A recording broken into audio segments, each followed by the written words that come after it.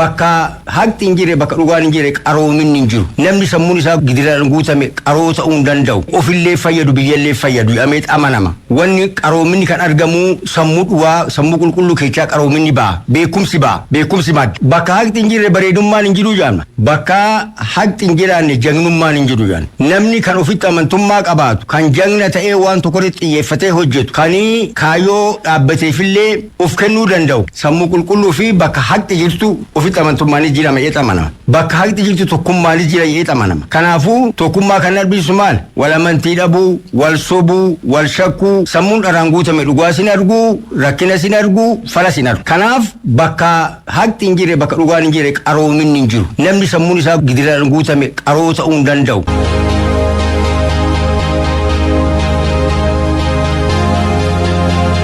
Tajaajila fayyaa haadholii dhaqqabamaa gochuu fi gara hawaasaatti dhiyaachuun baay'ee barbaachisaadha jedhan ministeera fayyaa Dr. Maqdas Dhaabaa. Ministeerri fayyaa guyyaa fayyummaa haadholii ji'a amajjii keessa kabajamu hospitaala waliigalaa Xurunesh Beejingitti eegalchisee jira. Jaldeessa Bakasaa. Biyyoota guddataa jiranitti tajaajila fayyaa haadholii haqa qabeessa fi qulqullina qabu guutumatti dhiyeessuun rakkisa ta'ullee dhaabbata fayyaa idil-addunyaa dabalatee dhaabbilee deeggartoota fi qooda fudhattoota biroonii qarqaarsi godhameeni jijjiiramee dhufaa jira. Rakkoo du'aatii haadholii ittisuu fi mootummaan tarsiimoo adda adda bocee hojiirra oolchuun hojjetaa jira. Akka naannoo Oromiyaatti illee fayyummaa haadholii irratti hojii hojjetamaa jiruun jijjiiramni jiraachuu hoggana itti aanaa biiroo fayyaa Oromiyaa Abbi Darajjii Abdannaattu dubbate. Haadha fayyaa qabeettii taate akkasiin jiraattu gochuudhaaf tokko keessumaa yeroo miixuu fi yeroo da'umsaa hawwan keenya baay'een sababa du'aatii kan ta'u keessaa tokko yeroo da'umsaa jechuudha. Yeroo da'umsaa dhiiga dhangala'u yookaan immoo ciniinsuu wajjin wal qabatee danqaa jiru akkasumas immoo sababa dhiiga dhabuudhaan sababa ulfa wajjin wal qabatanii danqaawwan adda addaa dhufan wajjin wal qabatee hawwan baay'een da'umsa duraa fi akkasumas immoo da'umsa booddee miidhaa dhufurraa kan ka'e lubbuun isaanii baay'een darbaa jira jechuudha. Kun sababii du'aatii kanaa kan ta'an keessumaa ittifamuu kan danda'an sagantoota akkasii uumuudhaan hawaasi kan hubatu gochuudhaan keessumaa immoo tajaajila kan kennan ogeeyyiin akka hubatan gochuudhaaf. Rakkoo du'aatii haadholii hir'isuu fi haadholiin yeroo da'umsaa dhaabbilee fayyaatti tajaajila argachuu akka qabani ministeer deetaa ministeera fayyaa Dr. Derejjee Dhugumaa himanii tajaajila fayyaa qulqulluu kennuu fi qindoominni barbaachisaallee itti darani. Biyyoota Afrikaa keessa jiran keessaati du'aatiin haadholee biyyoota keessatti ol kaa'atan keessaa biyyi keenya tokkodha. Haa ta'u malee kana gad xiqqeessuuf immoo dhaabbileen adda addaa abbootiin kana irratti dhimma qaban hundumtuu sirriitti hojii isaan irratti eegamu hojjechuun barbaachisaa hin ta'a. Rakkoo kana hambisuu fi baatiin fayyummaa haadholii ji'a ammajjiitti kabajama. Guyyaan fayyummaa haadholii bara 1987 akka lakkoobsa warra faranjii Keeniyaatti kabajamuu eegale. Bara kana akka addunyaatti yeroo 38 fi kabajama. Sadarkaa biyyaalessaatti immoo yeroo 19ffaa fi kan kabajamu. Guyyaan kun hospitaala waliigalaa Xurunesh Beejingiitti eegalamee jira. Egaa ji'a kana keessatti hojiiwwan hojjetaman keessaa inni guddaan keessumaa bara kana kan irratti xiyyeeffanne qulqullina tajaajila dahumsaa fooyyessuudhaan du'aatii haadholee xiqqeessuudha. Akkuma beekamu biyya keenya keessatti du'aatii haadholee xiqqeessuudhaaf hojiiwwan gurguddaan hojjetamanii bu'aanis dhufanii jiru. Haa ta'u malee ammas haadholeen hedduun da'umsa wajjin wal qabatee lubbuun isaanii akka darbu hin beekama. Isa kana immoo akka addunyaatti galma taa'ee bira gahuudhaaf hojiiwwan nuuf irratti xiyyeeffanneeti kan nuti hojjennu. Tajaajila fayyaa haadholii dhaqqabama gochuu fi gara hawaasaatti siiquun baay'ee barbaachisa ta'u kan himan immoo ministeera fayyaa Dr. Maqdas Dhaabaati. Tajaajilichi sa'aatii 24 akka ta'uuf immoo ogeeyyiin fayyaa quuqamanii tumsuu qabu akeekan. የጤና አገልግሎችን የማዘመን ስራ በዚህ ወር በጣም ትኩረት ሰጥተን Tajaajila fayyaa ammayyeessuun bifa addaatiin ji'a kana keessa hojjechuu qabna. Fayyaa haadholii akkuma karoora dheeraa mana keenyaatti itti fufiinsaan kan hojjetamuu qabu waan ta'eef xiyyeeffannoo addaa barbaada. Kun immoo galma keenya milkeessuu keessatti bakka guddaa qaba. Hojii fayyummaa haadholii hawaasatti gadi bu'uun ni hojjenna. Itoophiyaatti qaroo dhabeeyyii 3,000 fi yaalli agartuu ijaa deebisanii dhaabuu taasifamuu ibsameera. Tajaajilli tishuu Itoophiyaa fi baankii dhiigaa biiroo fayyaa Oromiyaa fi Yuunivarsiitii Jimmaa waliin ta'uun baankii ijaa haaraa Yuunivarsiitii Jimmaatti banamuuf jedhu irratti qaamolee hawaasaa garaagaraa waliin marii taasisaniiru. Itti aanaan hoogganaa biiroo fayyaa Oromiyaa Dr. Bokonaa Guutaan qorannoo yeroo dheeraaf taasifameen yeroo qaroo dhabeeyyii fi tajaajilli baankii ijaa giddugala yuunivarsiitii Jimmaatti banamuu fi qophiin xumuramuu ibsanii jiru. Guyyaa baankiin ijaa hundeeffame kaasee namni fedhii qabu gaafa wayita lubbuun darbee qaroo isaa arjoomuun hojii gaarii irratti akka hirmaatu ergaa dabarsaniiru. Giddugala yaalaa yuunivarsiitii Jimmaatti ji'a ja'a booda tajaajilichi kan eegalu yoo ta'u yaalli agartuu ijaa bakkatti deebisuu kun Itoophiyaatti isa lammaffaa ta'a jedhani Daayirektarri olaanaan tajaajila dhiigaa fi tishuu Itoophiyaa Dr. Ashannaa fi Taazaboo dubbatanii jiru. Itoophiyaatti gaa namoonni 300,000 rakkoo qaroo ijaaf kan saaxilaman yoo ta'u erga jalqabame egaa waggaa 21 keessatti namoota 3,000 fi yaalli qaroo ijaa deebisanii dhaabuu kan raawwatame ta'uutii kan ibsame. Akka giddugala yaalaa yuunivarsiitii Jimmaatti ammoo namoota 300 fi yaalli agartuu ijaa akka bakka buusuu akka kennamus himamee jira.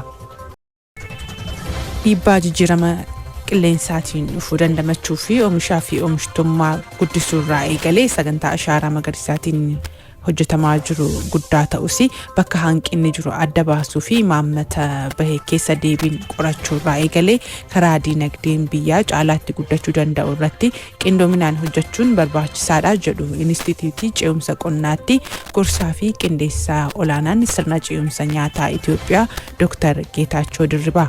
Roobee Abarraa gabaasa dabalataa qabdi. Jijjiiramni qilleensaa rakkoo biyya tokko qofaan kan dhufu hin taane akka addunyaatti kan mul'atudha.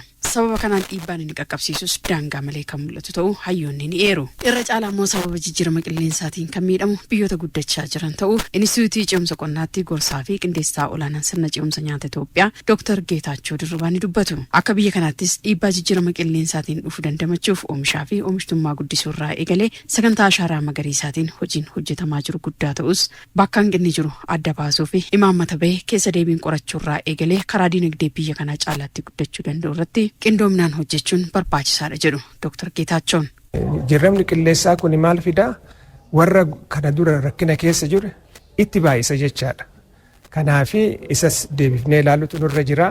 Karaa oomishaatiin haa ta'u, karaa poolisiitiin haa ta'u, karaa teekinooloojiitiin haa ta'u akka biyyaatti itti deemnee, itti hubannee, qorannee waan fala kana yaada kana keessaatti baanu goonu malee akka biyyaatti rakkina guddaa keessa nu galchaa. Sirni nyaataa fi baay'inni uummataa karaa wal madaaluun guddachuu akka qabus Dr. Geetaachoon ni eeru. Waggaa 5 waggaa 6 kana kan ta'u baay'ee guddina guddaatu dhufe. Karaa qamadiitiin haa ta'u, karaa loon horsiisaatiin haa ta'u, karaa chigginjii dhaabuudhaan haa ta'u waan baay'eetu dhufaara. Garuu uummanni immoo karaa saniin akkasumatti guddachaa deemaara. Midhaan oomishnuu fi uummanni nyaata barbaadu yeroo tokkotti dhufee wajjin guddachuutu irra jira. Uummannis hojii mootummaa fi dhaabbileen garaagaraa hojjetan cinaa dhaabbachuun hojii jijjiirama qilleensaa dandamachuuf hojjetamu cinaa dhaabbachuu akka qabanis Dr. Geetaachoon dhaamsa dabarsaniiru. Uummanni Itoophiyaa akka durii san teenyee laaloo doon ta'in waan na barbaachisu walitti dhufanii community jalattis haa ta'u karaa hundaanuu mootummaadhaaf private sector wajjin dhaabatanii rakkina kana keessa akka dafnee baanu akka of dandeenyu resilient akka taanu gochuutu nurra jira jechaadha. Hunda caalaa immoo akka biyya kanaattis diinagdee cimaa horachuun dhimma barbaachisaa ta'us dubbataniiru. Qonna sirnaan guddisuudhaa fi teekinooloojii yeroon barbaaduun deeggaruun murteessaa ta'uu Inistituutiin Tiraansfoormeeshinii Qonnaa Itoophiyaa beeksise. Xiyyeeffannoon mootummaan seektarichaaf kenneen waggaatti yeroo tokko oomishuun hafuun oomishni baay'inaan akka oomishamuuf kan gargaaru ta'uu ibsameera. Hojiin misooma kooriidaraa akka biyyaatti hojjetamaa jirus sochii qonnaa cimsuuf gahee olaanaa kan qabu akka ta'e Inistituutii Tiraansfoormeeshinii Qonnaa Itoophiyaatti qindeessaa kan ta'an Dr. Cimdaa Ancaalaa himaniiru. Badhaasoo Hayilee. Inistituutii Tiraansfoormeeshinii Qonnaa Itoophiyaatti qindeessaa kan ta'an Dr. Cimdaa Ancaalaa hojiin qonnaa jijjiirama booda ogeessotaan geggeeffamuun isaa bu'aa fidaa jiraachuu dubbatanii hojiin qonnaa rooba qofa irratti hundaa'uu dhabuun bu'aa fidaa jira jedhan. Qonni keenyaan irratti hundaa'e bokkaa irratti hundaa'eedha. Waaqa eegnaa jechaadha. Yoo waaqni roobee yeroo sana waaqni gaarii nu roobe midhaan gaarii ta'a. Yoo roobuu baate rakkoo cimaan nu qunnamaa jechaadha.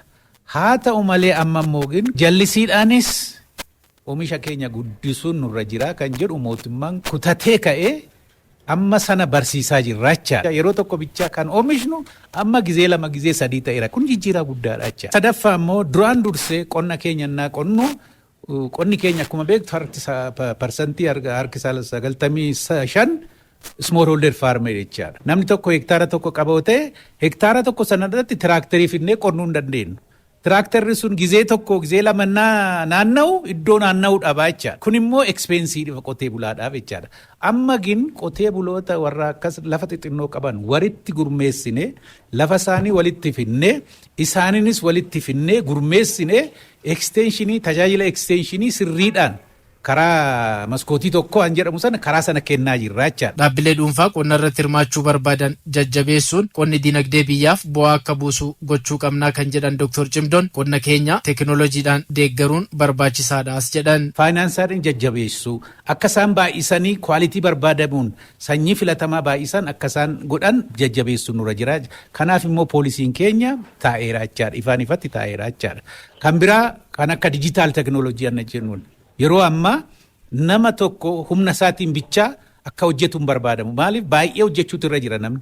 Haa ta'u malee sana immoo kan fooyyessu teekinooloojii dijitaalaan jennu sun jira. Mana kee teessee ati ergaa argachuu dandeessa. Odeeffannoo argachuu dandeessa. Tajaajila extensionii argachuu dandeessa. Moobaayiliin kee kun advaansii ta'uu hin danda'a. Moobaayil bichaa ta'u asuma irratti teessee ati waan barbaaddu sana yeroo barbaaddu sanatti iddoo barbaaddu sanatti akkasii dhufamu hin godhamaa jechaadha. Oomisha qonnaa baay'inaa fi qulqullinaan oomishuun akkuma biyyoota qonnaan milkaa'anii keenyaas dinagdee biyyaaf bu'aa buusuu qabaa kan jedhan Dr. Cimdoon hojiin misooma koriidaraa akka biyyaatti hojjetamaa jirus qonna kan hirkisuudha jedhan. Midhaan yoo baadiyyaatti oomishne wayim dammoo asitti magaalatti oomishne iddoo gurguramtu geessuu hin dandeessu jechaadha. Karaan baay'ee barbaachisaadha. Kanarraa ka'ee immoo infraastiraakcharii kan akka ibsaa, kan akka bishaanii, kan akka waan kana fakkaattu bamulu iddoo isaa godhataa jechaadha. Iddoo giriinii iddoo kamitti muka dhaabuun nurra jira. Iddoo hundumaatti miti katamaa keessatti. Muka dhaabuu jechaan qilleensa gaarii argachuu jechuudha. Kan hin qabnu duraan. Iddoo ijoolleen itti haasa'an hin qabnu.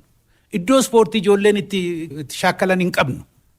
Koriidarri maatiin kun namni qilleensa argatee qilleensa gaarii argatee jireenya gaarii jiraatee akka biyya isaa keessa taa'u kan godhudha. Hambiraamaa miti. Gorsitoota ekstenshinii qonnaa cimsuun qonna jallisii cimsuun hojii qonna magaalaa yoo sirnaan jajjabeessine kana caalaa bu'aan guddaan kan dhufu ta'u Dr. Cimdoon eeraniiru.